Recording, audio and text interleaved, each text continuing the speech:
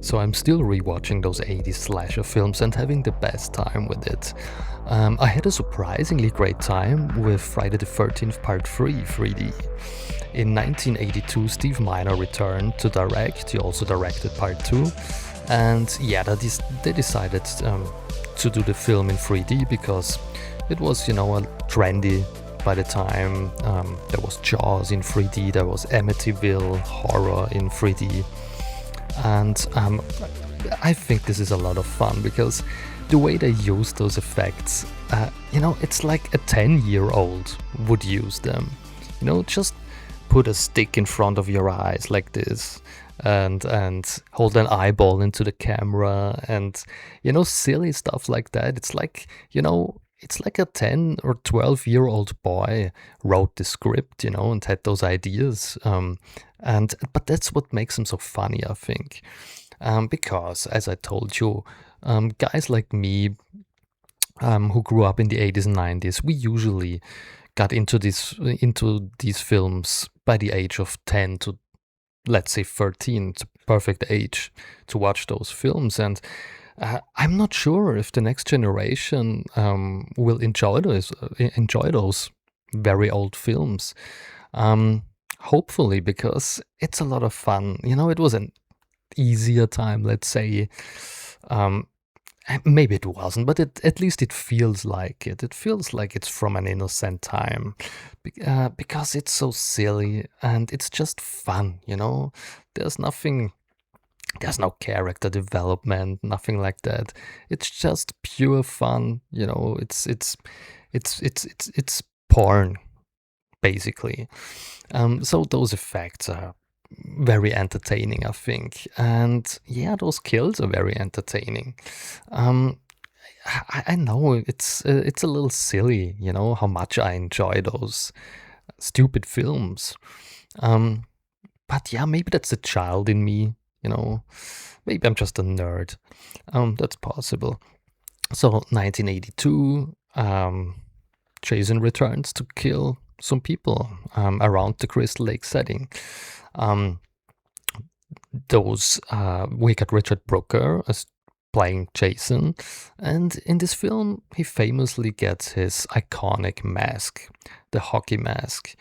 And I would say Richard Brooker is one of the best actors. Can I call him an actor? I'm not sure if I could call him an actor, but he's one of the better Jasons, I think. His performance is pretty cool, the way he moves. And yeah, he looks iconic with the mask. He looks great. I even enjoy the makeup effects underneath the mask because, as you know, in every Friday the 13th movie, or almost in every, Jason loses his mask at one point, and we get to see his face, and he looks different in every film.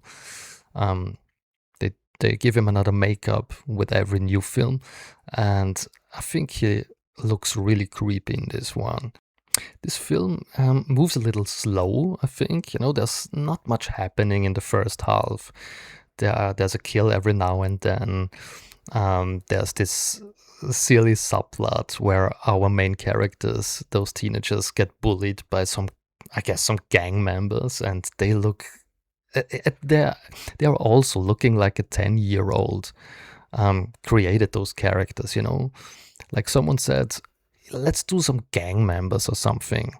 Get some black guys, put them in leather clothes, and get some chains around them, and make them look evil. And it's like, yeah, it's like a little kid would imagine gang members to look like in the early 80s. And yeah, they get. It's a silly but very funny subplot. I enjoy this a lot.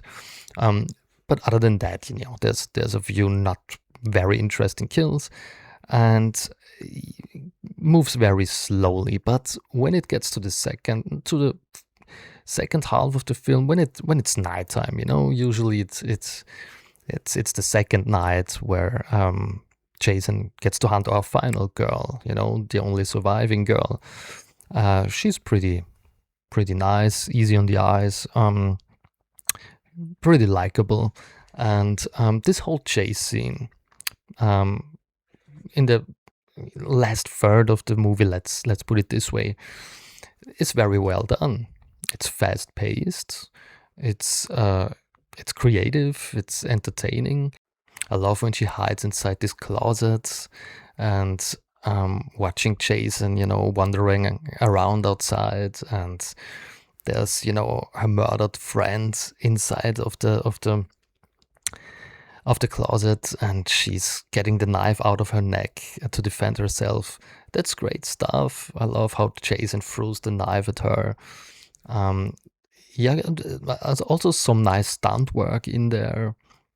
And the whole thing in the barn by the end is somehow iconic, I think.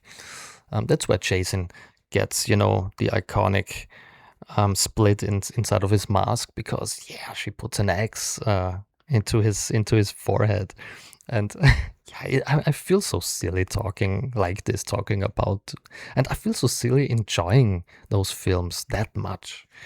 Yeah, it's really strange. Maybe I shouldn't have talked about those films in those details, but just happened to me. I have to talk about those. So I'm a 12-year-old. What can I say?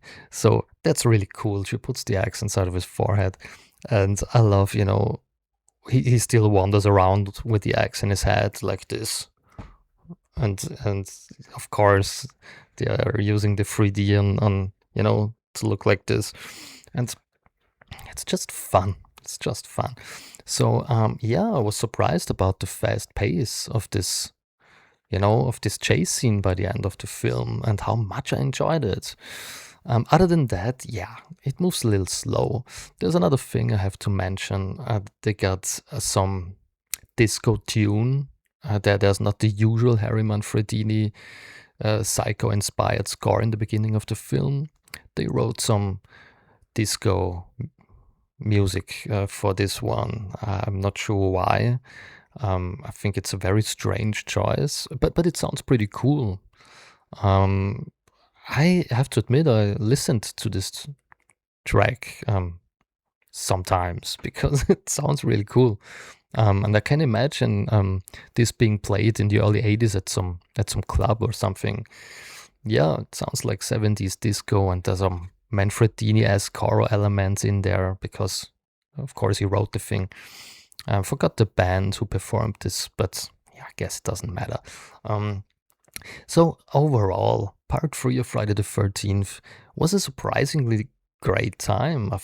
I remember this as being a little boring or something, but this chase scene saves the whole film. It's really great. It's great, fast paced, and it's great stunt work, and yeah, nice makeup effects as always.